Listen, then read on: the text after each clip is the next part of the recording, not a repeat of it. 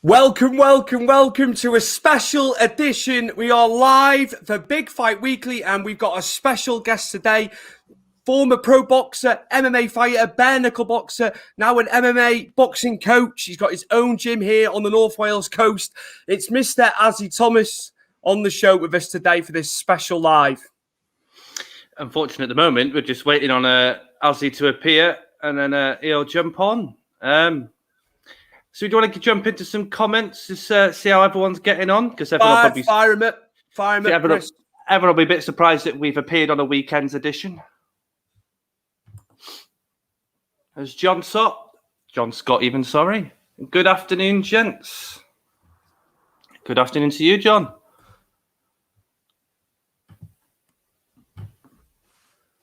And a good old Brett Thomas, Stuart. Hello, Brett. Yeah. Good luck with the footy late. Yes, 5 o'clock. We take on the Danes, Denmark. Tough test. We've got players that can do it though. I tell you, Bale, Ramsey, but they have got Poulsen's been in good form for them. Kasper Schmeichel in goal there as well. Braithwaite as well is a good player for them. So yeah, it'd be tricky. I think they did well against the Belgians. Denmark, they were unlucky. They hit the post and everything. They had a lot of the ball in that game, didn't they? So yeah. Any sign of him, Chris? Yes, he's just appeared. So do you want here you go. Azi Thomas, everybody. Hello, guys. Just out park walking a little bit behind schedule. So I'll be over in literally 2 minutes. No problem. Here he is, Azi Thomas. 9-3 in MMA, 4-0 in boxing, ABA Welsh champion, 2006 silver medalist at the British Championships in boxing, and you also competed at the 2006 Commonwealth Games in Melbourne. That's right, yes, that's right. Many years ago now, we celebrated them as some of the best times boxing as an amateur, so yeah, I miss those days, I'll be honest with you. Chris, do you want to get into Azi's MMA career first? I know you've got a lot of questions to ask. Yeah, can do. Can you hear me, Azi? Is everything good? Yeah, perfectly clear, mate. Perfectly clear. Great sound. Wins. There was a lot of submissions. Yeah. So I knew my ground game was going to be pretty much targeted coming into MMA, being a boxer. All the guys that do MMA, when they fight boxers, they just take them down. So I knew I had to work on takedown defense and submissions and be dangerous, not only in striking, but with the submission game as well. And to be honest, now if I go into a fight now, my submission game is a lot better than my striking game, which is funny enough. It's a strange way how things work out. My wrestling's come on massively in the last 2 years. Just been working on my wrestling, and it's got much better. Obviously, no one's been fighting because of the pandemics. Yeah. I'm fighting on the 4th of September now on Almighty, so I'm looking forward to just testing myself again. Who's your opponent? Who's your opponent for that one, Azi? Well, to be honest, right, so the guy I was meant to fight was something I don't even it's bad. I said no, Joel Cavey Downey Jr. or something. Sorry, this guy going past, and he fought in Cage Warriors last night and got beat. So yeah. I just messaged the promoter and I was saying I'm not really wanting to fight a guy who's on a losing streak. To be honest, so I'm asking for a new opponent now. I want to be able to come back, but someone that's like a noble name now, rather than just fight someone that's like on a losing streak, nothing to gain. I've been out 4 years. I've been on a ban for 4 years. So now I want to come back and make sure I'm making. I was in the top 10 in the UK at one point at the featherweights, and that's where I want to go again. Yeah. I want to get back on that. Is that where you feel most comfortable at featherweight? Yeah. To be honest, that's my best weight to fight at. I could possibly make bantamweight, but I don't want to kill myself making weight and struggling. To get there. So I'm comfortable at featherweight, and that's where I feel best at. This fight's actually booked as lightweight, but we'll see what the promoters come back with. See who they get me. So I'm happy to fight at lightweight. I fought lightweight a few times, but I'm more comfortable, like I say, at featherweight. Chris? I was going through, obviously, you were trained in SPG Manchester. You had a hell of a lot of wrecking crew with fighters, ex-UFC and then future UFCs. Morton Stapleton, Saul Rogers, Davey Grant. You had Aaron Wilkinson in your corners for a few of your fights, I noticed as well. Yeah, great guy. Aaron. I love Aaron. He's a great guy. He's working now with Carl Prince at American Top Team, which looks like a great team they've got putting together right now as well. But yeah, SBG, like I wanted to join a gym like that who had Carl Tanswell at the time. Sadly passed away now, but at the time he was probably the best coach in the UK with mixed martial arts. Him alongside a couple of others, but I hold him in high regard, and he taught me so much. And most of the stuff I use today is from Carl Tanswell and the SBG way of training. So I just implement it into my game. But yeah, some great guys. Every day was a hard day in the office. It wasn't an easy day in the office going there training and sparring. You had to leave your ego at the door. But that's how you get better. And I knew that. I knew I was like probably the least experienced. Going in sparring with these guys, I knew I was only going to get better because that's how you evolve. You learn off the best people you can. And these guys 100%. At the time, I believe, were the best. Around my area. Also, I was going through some of your fights as well on YouTube. The ones I could actually get hold of. There's a few I couldn't. There's one that stood out for me. It was your second fight. And I know what you're going to say. No. Look at his face. It's against Mitchell. I know what you're going to say. It was against Mitchell Head, and your mouth guard fell out.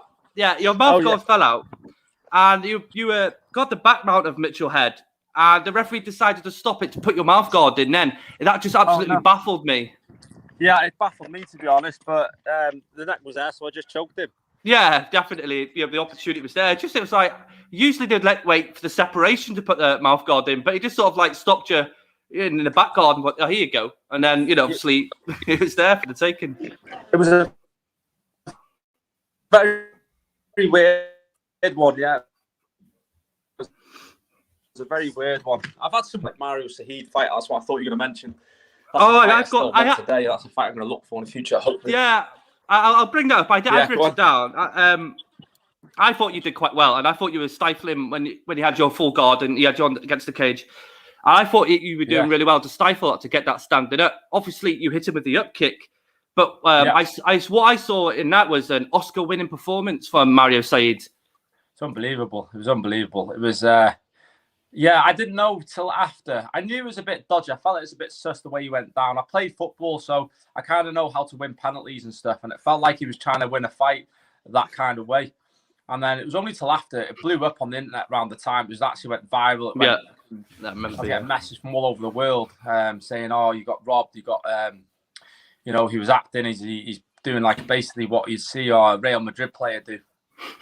And after I seen that, that's when I needed to get that fight on. And I've had an altercation with him actually at Bama. He actually, Stu might have seen it. It's actually on my Facebook page. I basically called him out at a Bama show.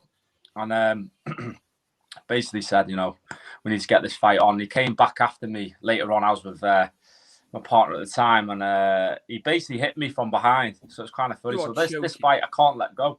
This fight, I want to get on. And he's fighting with Brave in the minute. So if I make a good debut back now after 4 years, and why not Brave and why not fight Mario Saeed? That's a fight loads of people still want to see.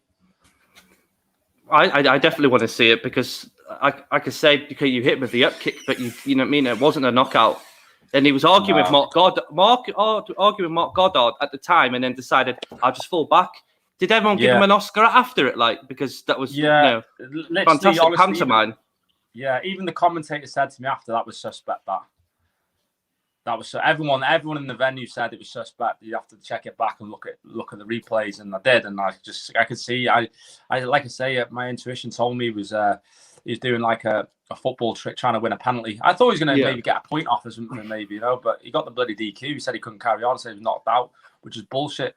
I seen him actually after that fight, and he was in the doctor's room after. You go and get checked out after, and I got him in a rear naked choke. And we're just laughing and joking, and I was like, "Oh, what went on there? Was you actually knocked down?" He's like, "Oh, mate, yeah, I think he broke my neck." And he told everyone I broke his neck. He actually got, his neck wasn't broken because I got him in a rear naked choke, just joking about after the fight. And it wasn't broken because if it was broken, I don't know what would happen with a broken neck, but he wouldn't be moving around after, walking around freely. No, I don't think He'd be laid out on a stretcher, going to the emergency room, has he?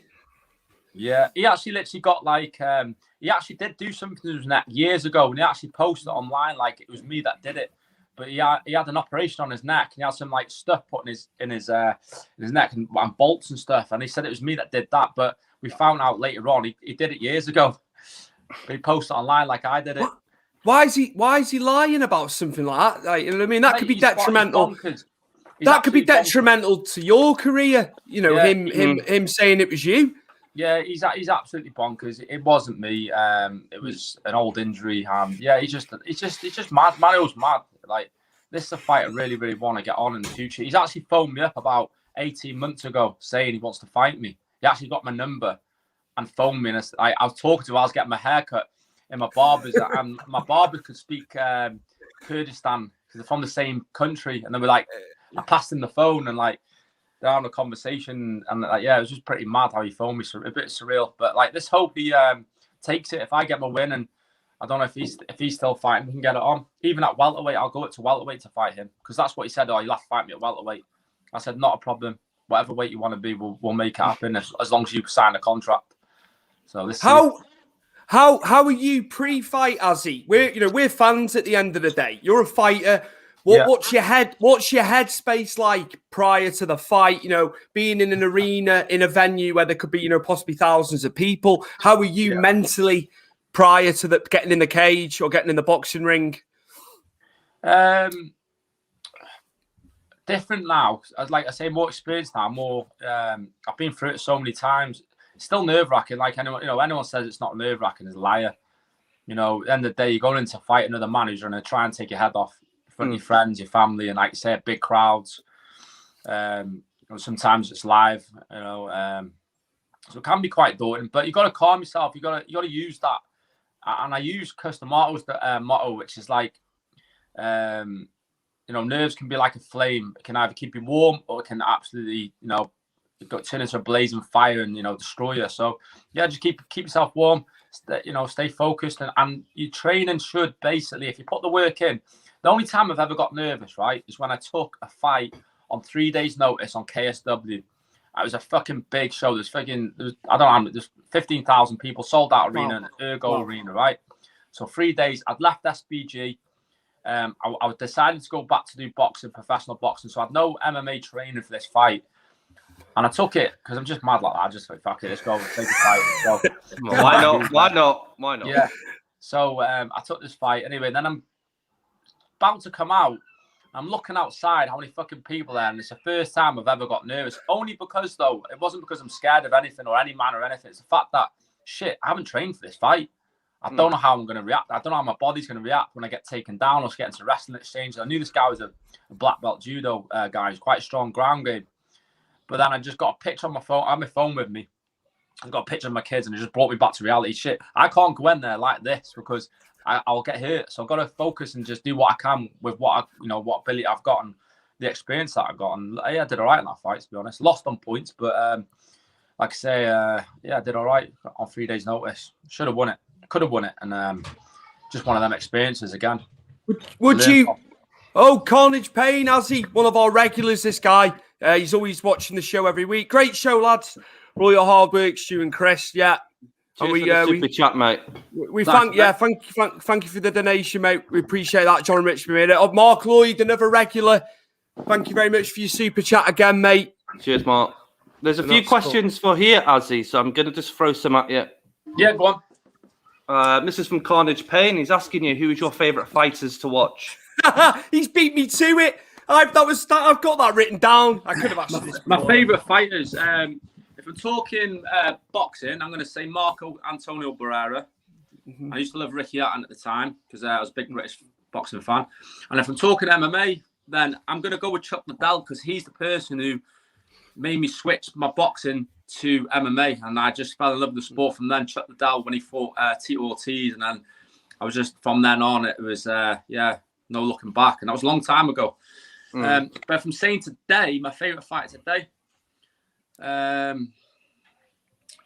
a few good ones, isn't there? Let's be honest. I know Khabib's retired, and a lot of people don't like the Khabib style, but I think he's Monster. He's got to be one of the best now of all times. I can't see anyone beating him if he comes back, or any of the champions here today. Who's it? Oliveira. I don't think he gives him a hard day. I think he wipes the floor with him. So I'd say Khabib today, my favorite kind of fighter. You'll like this next question because it's from Brett Thomas, and he loves to talk about a certain two people in celebrity boxing. So I'd like to see what your thoughts are. What's your opinion on the Paul brothers? Hey, do you know what? These guys are making money. They're hustlers. They're doing what they're doing. To be honest, it's not something I like personally, but there's two guys just trying to make some money. So, I think every person who, if had the opportunity, would do the same thing. If you're going to make £1 million, having a boxing fight and picking your hand picking your fights with a bit of training, you're going to do it. These guys, though, to be fair, one of them, what's the one who knocked out? Ask him. What's his name? Jake Paul. He looks half decent. He looks like he can throw down a little bit. You got to give him respect. Did he take a dive? Though a lot of people said he took a dive again. I don't know. It's like, I don't know. Who knows? What about the talk about they were NCAA Division 1? Chris is skeptical about that. They were Division 1 in their craft. I can't see tape on it though. I got to see taped for me to see the actual proof on it. Yeah, I have heard that myself.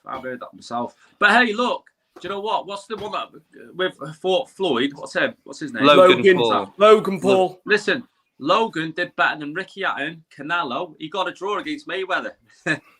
But it wasn't. It didn't go on the pro record, does he? No. Mayweather's not daft. Mayweather's not. I know. Daft He did it for money.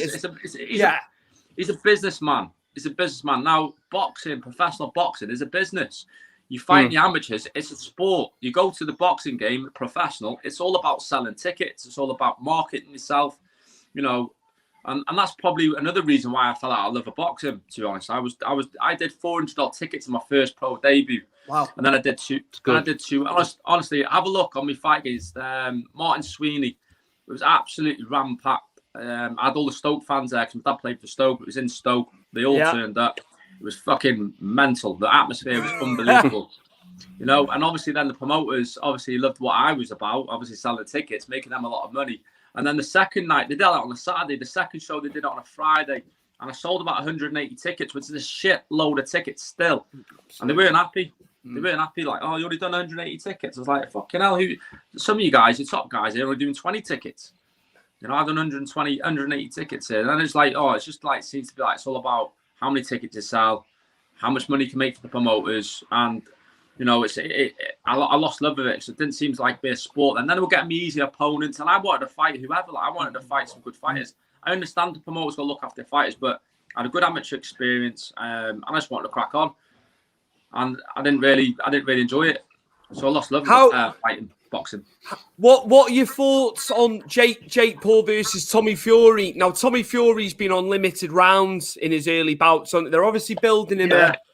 How do you feel about Tommy Fury? If you've seen anything of him, yeah, I've seen him. Yeah, like I say, he's fought a few trash cans as well. It's hard to judge when you're fighting nobodies. It's like they're literally dragging these people off the street. It looks like to me.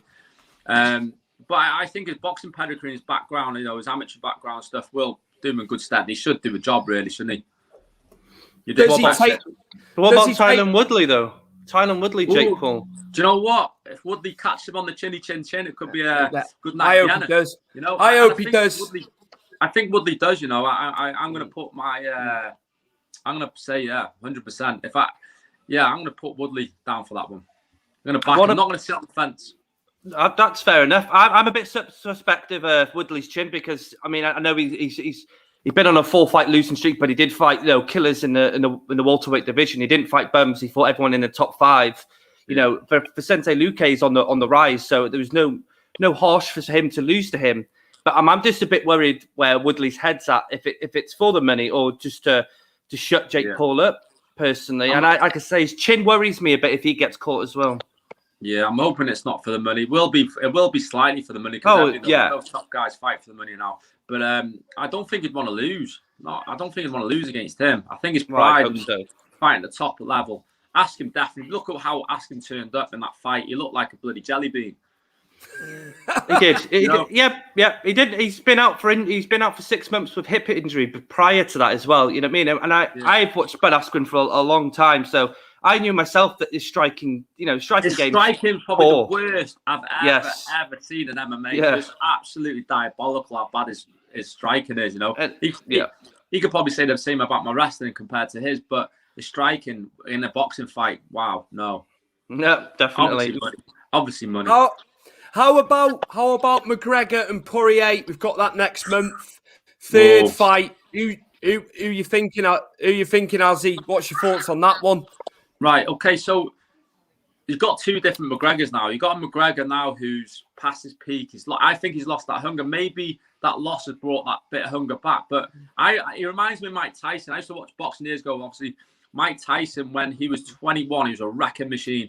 And then once he became like the richest sports person in the world, money goes to your head, no doubt. And that's what happened to him. And I spoke to Joe Egan, good friend of mine and my family, and he was a sparring partner of Tyson. He said no one's seen the best of Tyson. You know, when he lost to Buster Douglas, he was probably high as a kite. I think we can all say that. He'll probably tell you that himself, right? So he'd lost that dynamic strength, that dynamic speed and power. I'd probably say his power, but it wasn't the same Tyson. It was, it was a lesser Tyson. I think McGregor's been partying, living a lifestyle, 100 million in the bank off Floyd Mayweather. Once you lose that hunger, it's hard to get yourself up in the morning and push yourself that extra mile. And these elite athletes are pushing themselves that extra mile. I think Poirier was more hungry in the last fight, learned from the first fight. I'm going to say it again. I think Poirier does a job on him again. I'm going to say Just going to jump in. Chris. I'm just going to say to our comments. There's a few comments coming in. We will answer your comments at some point, maybe towards the end. So don't think we're ignoring you, because we're not. With Conor McGregor, Dustin Poirier. The last time I liked Conor McGregor and his style was when he beat Eddie Alvarez, because that was the Conor McGregor. That was the Conor McGregor. I haven't seen Conor McGregor for a very long time after that. I got frustrated in that second fight against Dustin Poirier. He was more, but it wasn't his karate stance. There was no movement the way he used to move. It was all boxing stance, and it was. It looked like to me he was teeing up for that Manny Pacquiao fight. He was trying to get after the fight if he won. And there's calf kicks. Obviously, he hasn't really worked on or watched. How these have come into play now, and he obviously struggled with things like that. It's difficult to see, but. You can't count Conor McGregor out, because No, things like he can just appear to be better, but I don't know. Dustin's bigger than him at welterweight as well. Not welterweight, sorry, lightweight as well. You saw the difference in sizes when they both stood side next to each other in the octagon. So I think Dustin's on a roll. Dustin's fought some hard fighters. Conor McGregor hasn't fought for a very long time. Mine is Cowboy for 60 seconds, and obviously Dustin Poirier for the 2 rounds they fought way back, but I think Dustin's on a tear, and I think Dustin's destined for that lightweight title shot against Charles Oliveira, personally. Yeah, I'm going to go say the same thing. And Poirier would have noticed, being a boxer, you lead heavy on the lead leg, and he must have thought about that going into that fight, because he targeted it, didn't he? Like, it was part of the game plan. McGregor's saying now he's obviously switched on and aware of that. So we'll see how the tactics play out. It's going to be interesting, though, but I think Poirier beats him again. John Kavanagh needs to get it all bob on in the camp as well this time. Yeah. If they're gonna, Poirier will smash him if he gets an opportunity. Starts loading up. He's the richest person in the world as well, though. Now McGregor, so you got to understand. Thing is, I think McGregor's a businessman as well. Don't forget, and he's more motivated by money, I see, than he was his title. If you know what I mean. His goal is more money, and how much money paper he can stack. He's all about showing how much money he's got. Than he is actual. He doesn't really talk about fighting much now. It's about whiskey, selling. It's all about that. Or argue with Nate Diaz on Twitter. Oh yeah. I'd love to see that fight again, though. That was a great fight. I don't see anybody coming in and making the money, because he was a one-off. It's all been done. It's all been done. He borrowed from pro wrestling in his promos and all that. It was the theatre side, the theatre aspect, wasn't it, and stuff like that. I can't see anybody making the money he's made in MMA in combat sport. No. At all. Not at this very point in time. No, am I wrong there? Am I wrong there? Does someone else come along? You see, when Conor McGregor first was in Cage Warriors, and I watched all that, and he had the bravado then, he had that self-belief then when he was going through Cage Warriors, became double champion within, what, six months to a year. And then he came in, he joined the UFC against Marcus Bremage, and you can see, the whole 60 Gs, Dana. You saw everything then. I don't see any other sort of fighter that's come in with that kind of bravado. They probably copied it to an extent, but they haven't got that switched onness that Conor McGregor had. Yeah, he's got the X factor on him when it comes to promoting fights, and all eyes on him. People are tuning in not just to see him win, also tuning in to see him get knocked out and stuff as well, because people hate that. It's like Mayweather, isn't it? People tune in to see him get beat the more than they see him get win. Because he puts out there, doesn't he? You can't disrespect what they do though. Hard work, dedication, it pays off, and I don't think it's such a bad thing that they do what they do, and they make money, and good on them. When he calls out people like Corara Usman worries me though, and I'm thinking that's not a good fight for him. That's what I see. Yeah, bad fight. He won't go up to welterweight. He likes it there though. He likes it there. He said before he likes it there. I think he's too. I think it's too much for him to put on. Personally, Azi, how do you feel about him at 170? No, Usman. Wow, no chance. He's never going to beat Usman. Usman just take him down anyway if he wanted to. Look what Khabib did to McGregor. I think even Usman bigger, stronger. Is he better wrestler? No, maybe not. But he's got way too much strength and too much power from McGregor. When it especially gets to the later rounds, then he's tired. Yeah, carrying extra weight. McGregor, if he doesn't win in the first round, he struggles a bit sometimes, doesn't he? He finds it hard. After the second round, he sees his gas tank starts emptying. Yeah, the snap goes out with his punches. I seen that, like going back to the Khabib fight when he fought Khabib. I seen a couple of efforts from him where how he got Aldo, where he laid back and he hit that crisp, lovely left hand. He tried it on Khabib, but the timing wasn't there. Now McGregor's timing was impeccable when he was, was on it. I think he's lost that now. Which once you lose that timing and that snap in his shot, which his main attribute was his left cross, right? His power striking. He's lost that now pretty much. So I think he's done. Like I say, going back to sport, I think he's done. And calling out Usman bad night in the office. I'll say about the Khabib fight though, he's done better against Khabib than any other fighter that's gone against Khabib since Khabib was the champion. Yeah. So that proves his pedigree. He wasn't Poirier. What about Poirier? Poirier landed on. He landed against Khabib, but obviously Khabib took it, didn't he? And then went on to destroy him. Yeah, Conor went later with Khabib, but don't forget this was the punching old men in the pubs, Conor throwing dollies into coaches, and this was the guy who's come out and said he was drinking whiskey and partying prior to his training for the Khabib. There's a different fight now. Khabib versus the Conor that beat Alvarez. Again, that's a different fight. 100%. Totally different fight. I've gone into fights unfit before now, and I know the difference of being fit and unfit, and taking the piss out of the people you might be fighting and underestimating them and going partying and stuff, and then fighting 2 weeks later. It's a fucking hard sport to be in to do that. You can't take the piss out of sport, and that's what he did. Azi, I want to get back to you now personally. I'd be remiss if we didn't talk about your amateur boxing career. You went to the Commonwealth Games in Melbourne in 2006. How was that for you? How was that experience? Who was on the team with you at the Commonwealth Games? And how was it out in Australia all them years ago? I know it was a long time ago now. Mate, it was absolutely amazing. Like I say, it's the best experience I've ever had in my life out fighting. Like, I haven't made loads of money, but what I have done, I've got loads of experiences and travelled all over the world and met loads of people.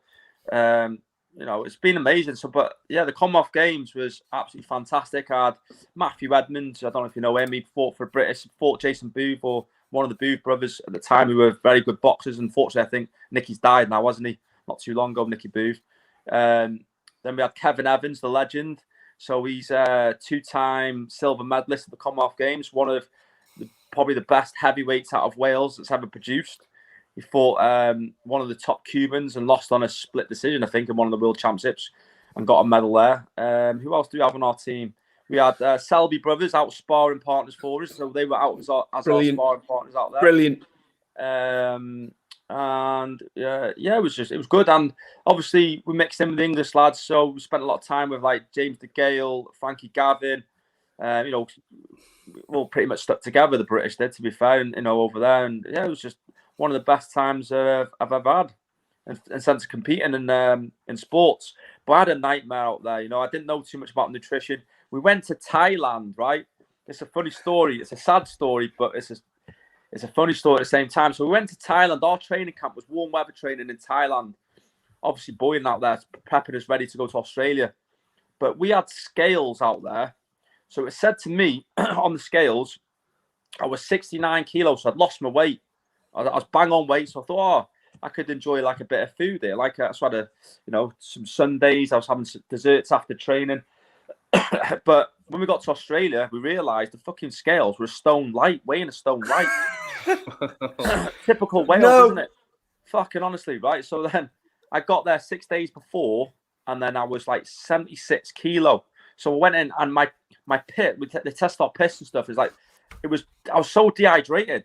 And I said, and the guy goes, so you only got a kilo to lose in the middleweight division. I was like, no, mate, I'm in the fucking welterweight division. 69 kilo. He's like, you ain't making 69 kilo. No way, not in a safe way. So then I spoke back to the coach. Said, can I go in the 75s? Because he's saying I'm not going to make the weight. It's going to be dangerous and that. I didn't know much about weight cutting and stuff then. He says, no, you can't. You're in the welterweight division. So on the morning of that fight, I was fighting in the afternoon at 2 p.m. On that same day when I woke up at 5, because I had to wake up. I knew I had weight to lose. I had 3 or 4 kilos still to lose that morning. So I was running around the track in the Olympic Village. I was on the bikes, I was in the gym, I was in the sauna. I was literally skipping 10 minutes. The weigh-in was like at 1 p.m. or something. You fight pretty much straight after. So I literally just about lost the weight an hour before the fight, and I was absolutely zonked. Fundu Madura, now I was winning that fight until the last round, and then the last round, I couldn't stand off my stool. I was like, I couldn't feel my legs. My legs had gone. Absolutely weight drained, and weight cutting was, massive, valuable lesson there. But I was absolutely good because I was actually tipped to win a medal there. And I was a bit disappointed in that. But like I say, you live and learn from these mistakes. And that was one I then had to learn how to cut weight properly and learn how to look after my body. And that's when I started educating myself. And that's how I've become a personal trainer now and help people lose weight. So I know a lot about helping people cut weight and stuff. How was the culture out in Australia, Azi? Oh, I love they love the sports out there. Aussies, they love the sports, So when I don't know what it's like for a civilian and stuff, but wherever we went, like they knew we were part of the Commonwealth Games. We got looked after everywhere we went, so it was really, really good. The culture. I'd definitely move to bloody Melbourne. It's an amazing country, amazing city, absolutely amazing. You went to South Africa for EFC as well, though, didn't you? Yeah, South Africa, the best food in the world. South Africa, amazing. What were you eating? What were you eating? Everything, mate. Everything. I have a nice picture of you in an EFC wearing something that regards EFC. Actually, Azi, you might want to take a look. Come on, and let's have a look. EFC. Yeah, bro. EFC. Yeah, I know. Stu loves EFC. Hold on. Me too. Hold on. Right. Why are you in the Everton top? You're United, as. Well, I don't actually support United, to be honest with you, mate. I wear United trackies and United football gear because my dad gets all the gear from United. My dad gets all the fucking stuff from Everton. They give him all the. So it's just training gear to me. I don't really follow football as much now. More. Just so the viewers know, your dad is footballing legend, Welsh footballing legend, Wrexham, Everton, Stoke, United, Mickey Thomas. Just for the viewers. Yeah. So he played football for a lot of good teams and stuff, and he played 58 times for Wales, but didn't turn up probably for like 30 of them. He's never be arsed turning up. My old man was mad like that. He's a wild man of football. He was at one point. I think they call him the wild man of football, Welsh football. How is your dad? He's good, mate. He's on the mend now. Yeah. So he's just gone to Portugal. So he's just recovered from cancer and stuff. So he's done great. He's done great. So luckily he's fit though. He's kept his health all the way through. The doctor said to me, he goes, Mick, I can't really tell you you're going to survive because we can't tell anyone that, but you've got a hell of a chance because your body's like a 40-year-old. You know, you've looked after yourself, and that's going to put you in good stead to fight this. And that gave him the confidence then as well, though, to, you know, fight this cancer. And he did it like he did it. He was good. It was good to see him on Ellis James's programme on Football Nation on BBC. He did some interviews on there with Ellis James, so it was good to see him talking about the old days as well. It was good to see him, man. Sorry, Chris, I've jumped so in a bit. I'm just going to pump some comments in just so they don't get all naggy with me. So I'll just throw some in. There's a few more questions for Azi as well. If you want to read them out. Honest beyond reasonable. Hi, yeah, regular viewer. Good. Rambo, another regular. Hello, Chris and Stu. You got a hell of a Sean Connery impersonation. Yeah, Thanks, we went off kilter the other night, Azi. The Powered 4 Ultras were saying all sorts of stuff. Hi, Stu and Chris. Brand, yeah, it's Azi Thomas with us today. Lewis up in Falkirk, up in Scotland there in Falkirk. Mark Lloyd, do you think fighters look at these YouTubers and scratch their heads about having a promoter when these guys promote themselves and seems to? Azi, the floor is yours on that one. There's a two-parter as well. Yeah, like I said before, these lads are doing what they do and they're making money and they're promoting themselves, and it's just the way the world is today. Society is for me is a very weird thing right now. It's like that to me. The fake fighters, right? I'm gonna say how it is. The fake fighters. You got someone in the UFC say that's in the top 10, right? He's probably getting paid. He's probably done this all of his life. And nobody knows who he is. He's probably getting paid $10,000 to fight, $10,000 to win, or something stupid like that. And then these guys come along and make 1.7 million. Good on him, don't get me wrong, but that's just the way society is now. It just seems to be like, if you talk a little bit of shit, it doesn't matter if you can fight or not, and you're on YouTube, you're going to make a lot of money. And maybe that's these thing that fighters need to do more, is become more of a personality. I don't know. I don't know where it is, but it doesn't seem right to me. It's just, I don't know. It doesn't sit right with me, but it is what it is. These guys make money, and good luck to them. That's all I'm going to say on that. I said this to Stuart a few times though, and I still think mixed martial arts fights, especially in the UFC, need to be making more money, considering what they're putting out. I looked at the new deal they had with Venom, and it wasn't that much different to Reebok's. You know what I mean? But Venom, I've lost you there, but Venom. He's just saying about the Venom deal now that Reebok don't, the merchandise side, but Venom are a combat sports brand, aren't they? More so, they're going to be more in tune. Whereas Reebok is a full sports brand, isn't it? But my argument is that they still don't get paid enough. I mean, you look at Izzy's fight on the weekend. He only made, was it 440,000. As a champion. I just think that these sort of fighters who are putting their lives on the line and their livelihood and spending all this time training for a fight should be paid a lot more. Personally, we got any more comments? We have. There's an it's wrong, isn't it? It is wrong. It is wrong. It's mad. He should be on more money than that. Adesanya, it's ridiculous. I just think, pay 10 million to John Jones versus Ngannou. I want UFC to stick to where they used to be. Is they used to give us fights, and now they're arguing over pay, and we'll let them fights slip away. The likes of Silver and GSP and stuff like that. Letting fights like that slip away. Yeah. But here's one Brett, for, I think. What does Azi think of Eubank Jr.? Is he all... We've obviously got an end piece to this sentence, haven't we? All talk? Is he given... I imagine. Is it all talk, Chris? What, with Eubank? Yeah, I think just go with that, Azi. What your thoughts on Eubank Jr. as a fighter? Yeah, actually, it was 5 years today. He fought my mate, Tom Daslin Duran, my old teammate from Shotton, for the British title. And Duran was a good fighter, guys. I sparred a lot of rounds with him. Very, very good fighter. But Eubank, what do I think of him? I think he's good. He's you can't knock his boxing ability. I think he's sharp. I think he's fast. He's tough. He wants to fight. The best fighters out there. I think he's a good fighter, man. I got a lot of respect for him, and he's good technician. I don't think he beats Billy Joe Saunders. What happens to him now? I don't know whether that fight happens, but I don't think he beats Billy Joe. I think Billy Joe's our best super middleweight right now.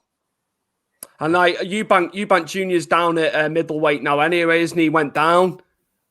What's that? Sorry. He went down a weight, didn't he? Eubank Jr. He's at middleweight now, isn't he? I think maybe does he feel he's he's gone from super middle. He beat the Gale. I'm sure he beat the Gale, didn't he? At super, but then he's gone back down. Brett Thomas. I like this Azi guy. He's honest. Well done, sir. There you go, Azi. Does Azi think boxers could promote themselves after seeing success of the polls? Given Logan has made more than 98% of boxers in 2021. Yeah, I think that's what I was saying before, but it's like, it's what society is now. I think it's society wants, I don't know, it's just like I say, it's just weird. But it's weird, isn't it? It's like, McGregor did it best. McGregor self-promote, even though he was fighting for the UFC, he was promoting himself, you know, like he was the UFC at one point. Most people tune in to watch UFC were watching Conor McGregor. You know, he switched people onto MMA, which is great. It brought, like, I don't know, the casuals into, like, you know, watching UFC and brought many more fans. I think MMA is definitely growing, and that's going to be down to the fighters themselves. As a boxer, as a fighter now, you do have to promote yourself. You have to put yourself out there on social media if you want to make the most money. Depends, though.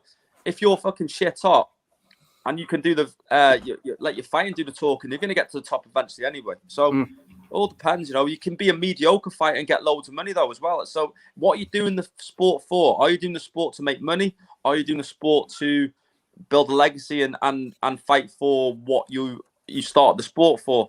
Paul Logan and that, they're just doing it for money. You have to understand that there's a difference. You know, fighters are doing it because they want the prestige titles. They want recognition. They want respect. You know, these other guys, the two brothers, are doing it for money. That's it. Would you like to see Anderson Silva versus Logan Paul? I'm assuming you watch Anderson Silva against Chavez last weekend. Yeah, he boxed really fucking good. You know what? I think Silva has the style to do boxing. You know, obviously he's 46 now, but if you went back 15, 20 years ago, if they took it serious, he could have definitely been a high level operator, I believe. 100%. I was dead impressed with him as well. So loose, so relaxed. Yeah, you know that wasn't a split decision. They were just catering. They were just catering to Chavez Jr. You know, 60th pro fight. That was bollocks. He beat him. How that judge can give it to Chavez Jr. I was failing to see. Rambo, I won't ask which is harder to train, as MMA is so well rounded. But what is a harder camp pre-fight in terms of conditioning, boxing or MMA? Good question, that, Rambo. Wow. It's a difficult one. I'm going to say MMA because you've got so many different aspects that you need to prepare your body for, you know. But like you say, it's a hard one because you've got to be fit. Whichever sport you're going into, combat sport, you have to be at your peak condition. You have to time it right. You can't peak too soon. You can't peak, obviously, too late. You've got to get it right. But if you're training for an MMA fight, like I say, you've got to get leg conditioning in. You've got, you know, the wrestling in. Wrestling is the hardest sport in the world. Out of all the mixed martial arts, wrestling is the #1 hardest sport in the world, right? All of them. Would you, if you could have go back now and you start an MMA, would you something you would do is go to a camp in America and learn the collegiate wrestling before anything else? Yeah, if I'm choosing a background to start on, if I want to start MMA, I'm going to choose wrestling. 100%. You look at the champions now. Most champions made now from a wrestling background. It's the basis. Yeah, it's overtaken jiu-jitsu now. Remember UFC 1, it was mainly the Gracies. They were just twisting people. Royce Gracie, no one knew what to do against them, you know. It's like it's a different thing. But once you get a good solid wrestling base, you understand submissions and where to position your head, you know, and you got your strikes included, wrestling's the #1, 100%. And I'm a boxer, you know, I'm from a boxing background. But I'd definitely say wrestling. Unless you're Francis Ngannou, obviously. Oh, unless you got power like him, different ball game. Then you have to hit him. Those big guys don't really do too much wrestling, do they? They're just units, aren't they? Just one hit off them guys. It's the same in boxing, isn't it? You know, you land a good shot in boxing or MMA from the heavyweights. It's good night, Vienna. Anything else, Chris? There is a quick one from Rambo for your dad, Azi. Well, there you go, Azi. Thank you, brother. Yeah. Thank you, mate.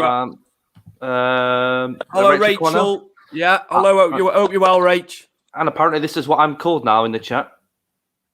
Chris Connery. Yeah, you did it well, actually. You did that voice well. Shaken, not stirred, but I won't do that. I was shit at that. Rambo, what did you make of Audley Harrison's latest comments that if he was around in this day and age, he would have been undisputed champion?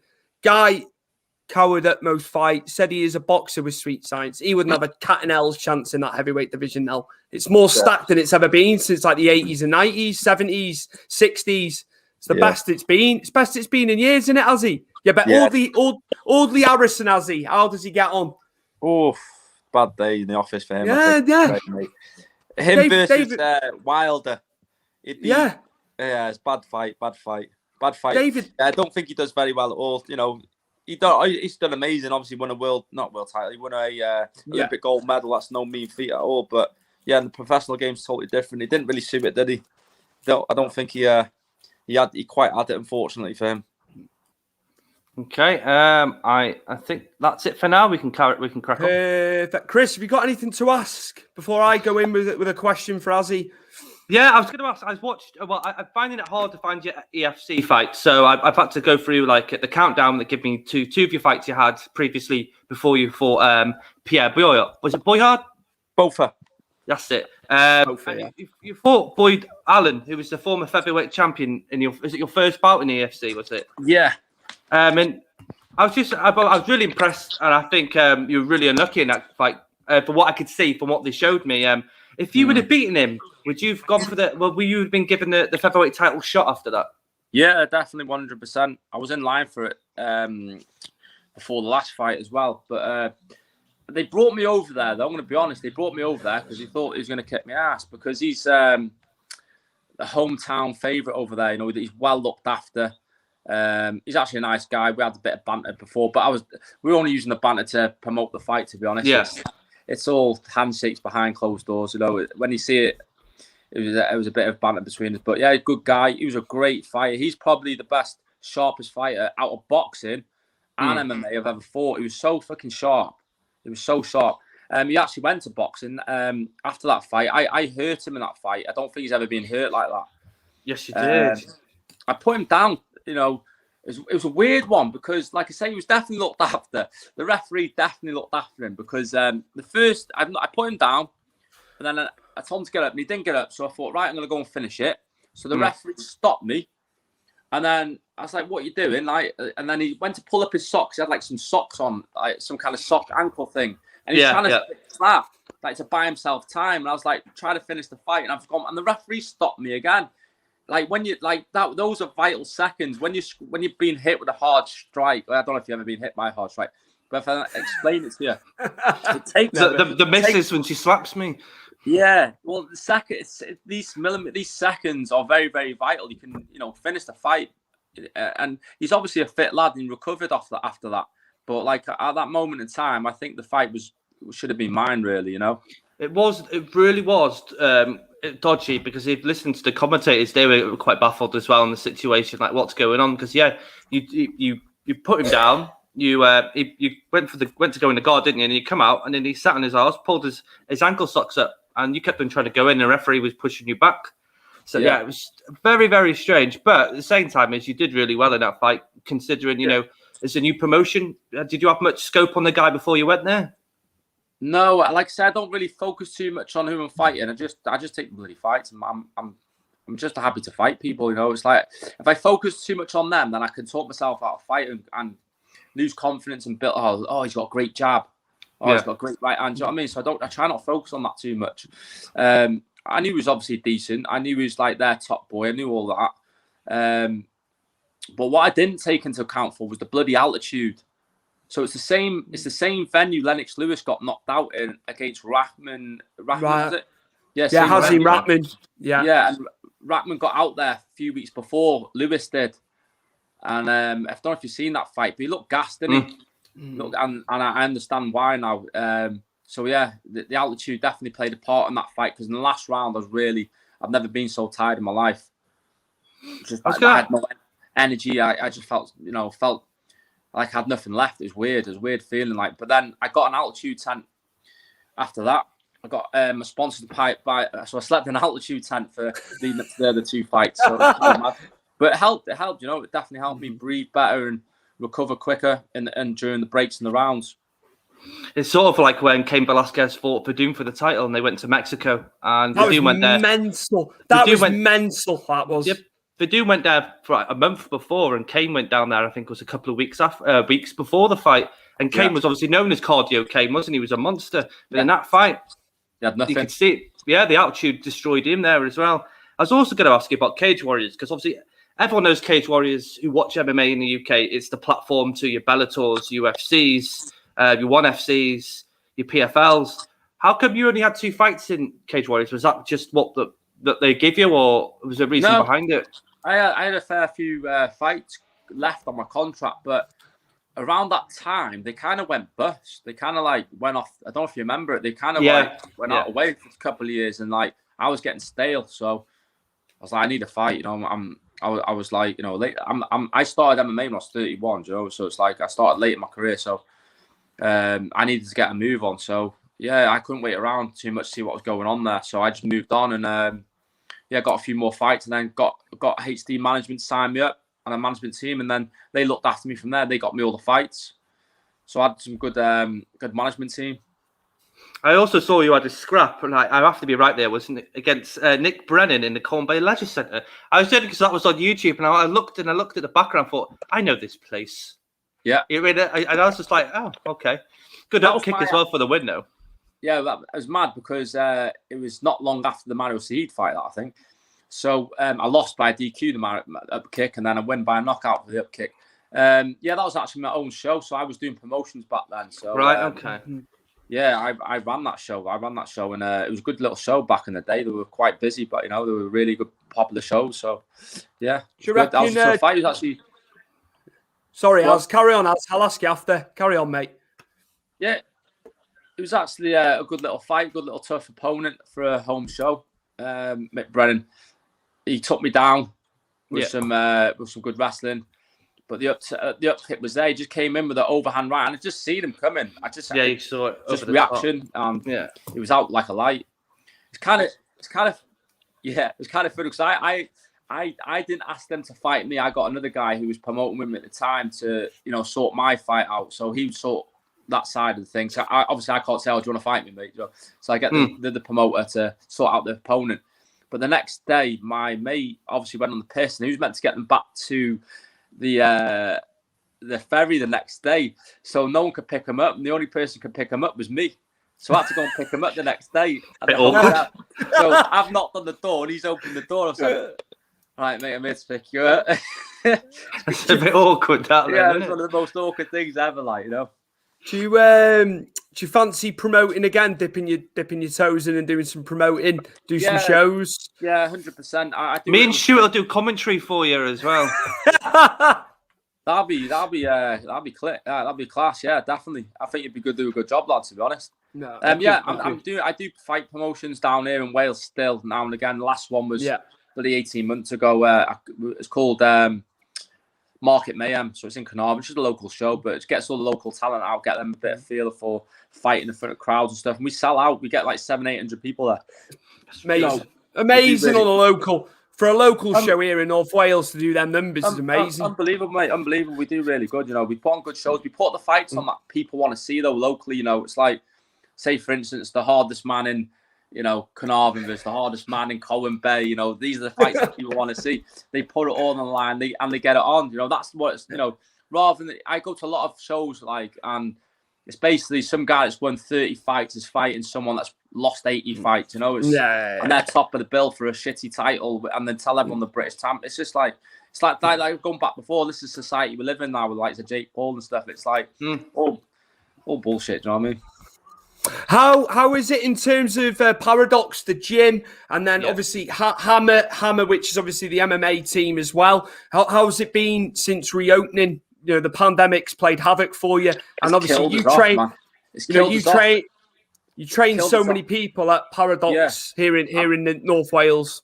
Yeah, my PT's a bit as busy as ever, but my fitness class has gone right down. But my fight class has gone right up. So it's kind of like, it's weird how it's weird. But during the lockdown, I was thinking to myself, I need a new goal. I've done this training thing now for years, help people lose, loads of weight, help loads of people.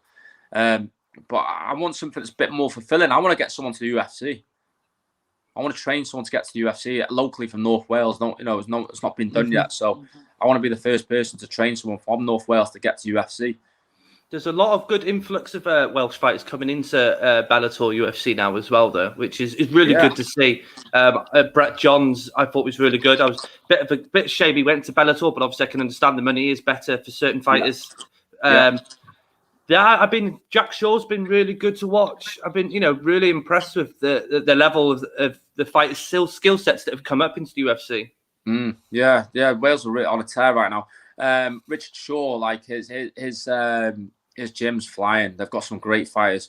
Just seen it came up on my screen. Then a message: Pedersen just choked out Lewis on Cage Warriors, and that was a big fight. The two Lewis making his debut today and just got choked out in the first round by Pedersen, who's from Artillery. He was from down South Wales anyway. So that's a good win for him. Another Welsh lad there winning. So yeah, Cage Warriors is going on right now, I think. Yeah, I think they do it's a trilogy week, isn't it? Thursday, Friday, Saturday. Conor Hignett's fighting. My teammate's fighting today. Conor Hignett, great guy. Hopefully he does well as well. So hopefully he does well. What would be your tips for guys that want to go into MMA? Obviously, you're training a lot of the young guys locally here, and we've got some good prospects, as you say. But what would be Azi Thomas's tips in terms of combat sports, wanting to get into it, mindset, headspace? What you're going to have as a basis. What would be your top tip? What would be your top tips for youngsters and maybe older people that want to have a go? If you want to take it serious, prepare to sacrifice absolutely everything, or don't bother. If you want to, be honest, you've got to sacrifice that. If you want to be a proper fighter, a real fighter, I'm talking to go professional, have to sacrifice everything. Be prepared. Be prepared to, lose a few friends, not going out on the weekends. Be prepared to upset your missus because you're training all the time.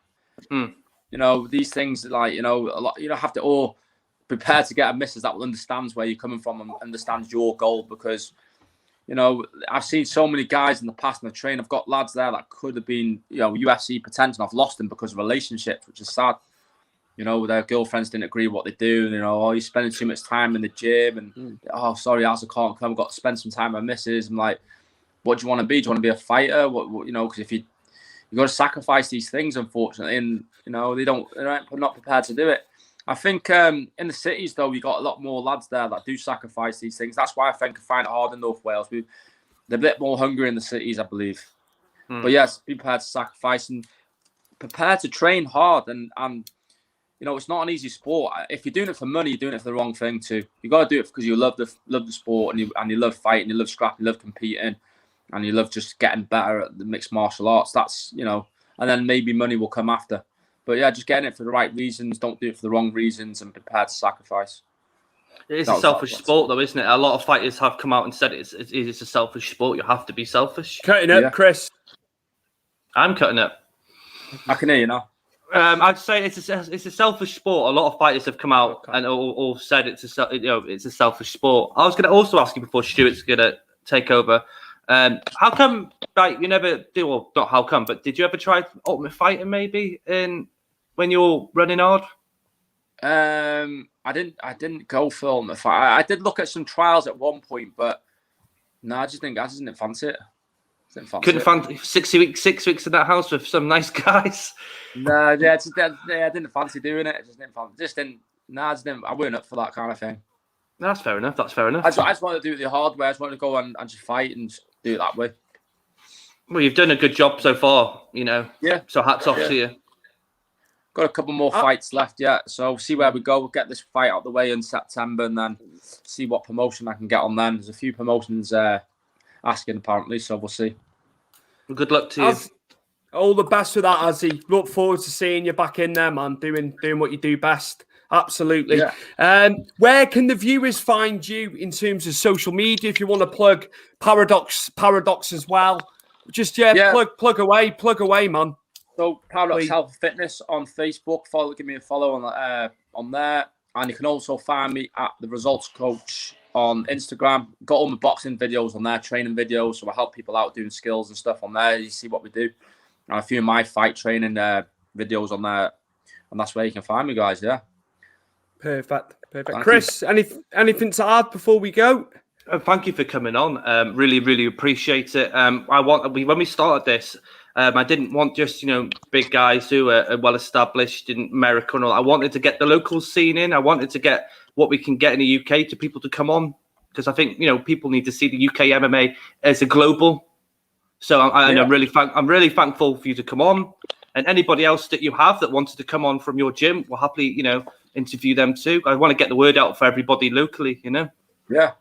I'll definitely get some guys on and give them a shout. And I got some good. I'll give them a shout now. Actually, got Kyle Jones is fighting on the same show as me. He's fighting for an amateur title.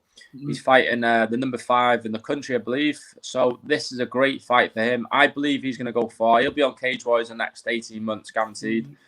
And I've got a few others up and coming lads that are going to be on a tear this year. So yeah, look out for our Hammer North Wales team. They're going to come up this year, and we did really well. Just before the lockdown, we fought an almighty. We had 6 lads fighting on a top show, and we had the most wins out of all gym. We had 5 wins out of 6. That's good. So we weren't expecting to win many fights, but we had the most fucking wins. So we're on a good tear right now, and all the lads looking dedicated. Right. So in the next 18 months, keep an eye out for us, guys. Definitely. Good stuff ahead coming up, man. Absolutely. Our guest today for this live special episode of Big Fight Weekly has been Azi Thomas, 9-3 in pro MMA, 4-0 in pro boxing, ABA Welsh champion, 2006 silver medalist in the British Championships in boxing, and he also competed at the 2006 Commonwealth Games in Melbourne, Australia. Thank you so much for coming on. And sorry, before I go, coach and owner of Paradox and part of Team Hammer as well in MMA. I think I've done everything there, Azi. Have I covered everything? Thank you. Thank you very much, Azi, mate. Much appreciated. I'll share this program for you as well, guys. I'll get it out there too. Cheers, man. Cheers, Chris, mate, just plug for episode 19 on Tuesday as well, what we've got coming up before we go. Okay, yes, that's very well. Should do, shouldn't I? Right, so at the bottom of the screen, you can see all the times. We have former Bellator light heavyweight champion Liam McGeary on Tuesday at 6 p.m. All the times at the bottom of your screen, as you can see, scrolling along. Another one we really appreciate jumping on. He's coming on at 7 o'clock in the morning from Hawaii. So again, really appreciate all this. So we'll see you there on Tuesday. Thank you very much, Azi. Cheers, guys. Cheers, Az. Take care. Mate. Come on, Wales. Come on, Wales. Come on, Wales. Let's go. So, boys.